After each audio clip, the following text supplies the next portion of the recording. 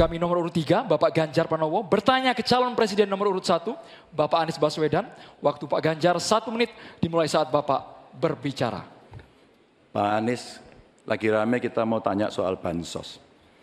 Karena menurut saya bansos ini adalah kewajiban negara dan rakyat berhak mendapatkannya. Tapi kita punya problem.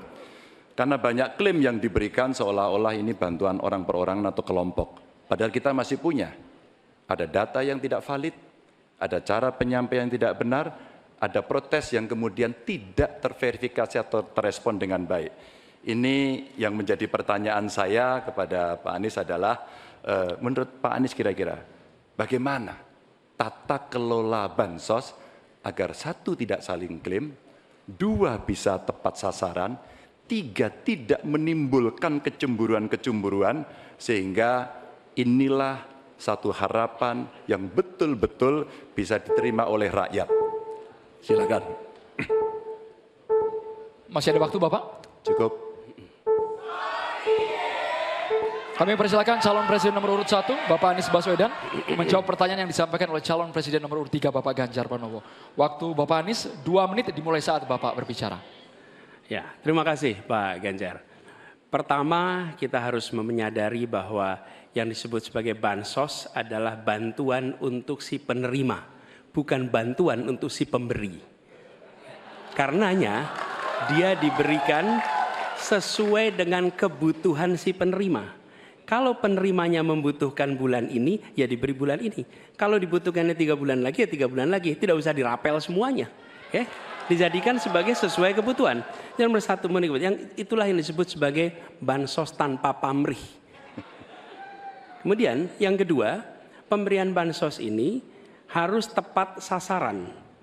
Artinya diberikan melalui pendataan yang baik, informasi data itu harus akurat, dan mekanisme pemberiannya melalui jalur birokrasi.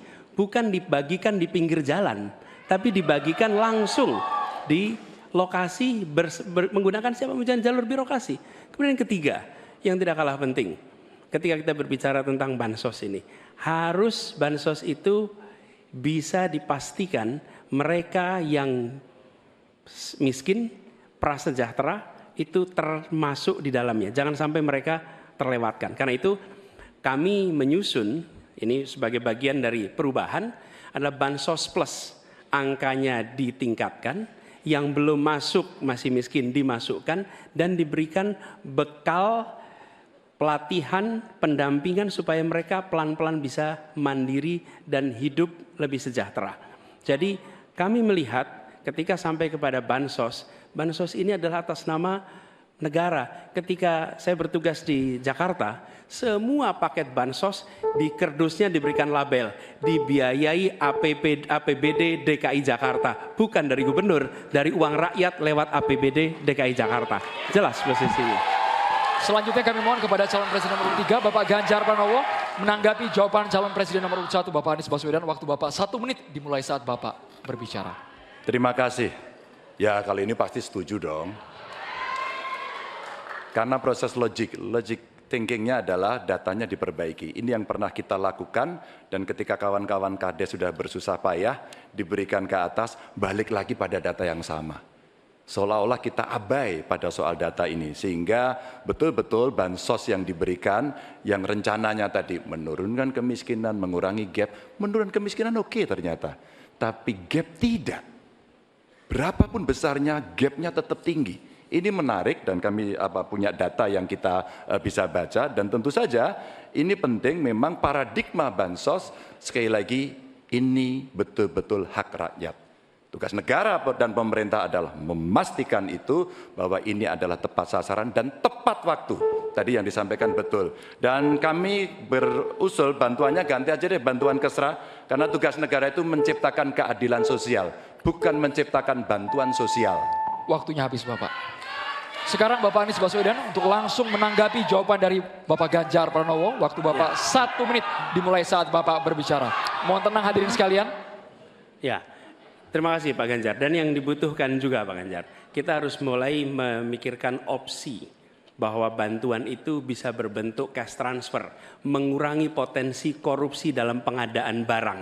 Karena kita tahu pengadaan bantuan sosial itu pada satu sisi memang membantu, sisi lain ini memberikan usaha pada justru usaha-usaha raksasa. Karena yang diisikan di situ adalah produk-produk dari perusahaan-perusahaan raksasa. Dan ini yang menurut saya harus koreksi. Bila bantuan itu diberikan langsung dalam bentuk cash, ini salah satu yang perlu kita pertimbangkan. Mereka langsung gunakan sesuai dengan kebutuhannya. Lalu yang soal data. Data ini sesungguhnya bisa dikerjakan bersama-sama.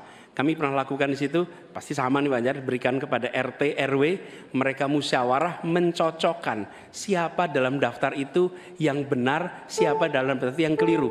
PKK, LMK, kemudian Karang Taruna, RT, RW, mereka bisa membantu. Datanya akurat, dananya dipakai sesuai kebutuhan. Makasih. Waktunya habis Bapak.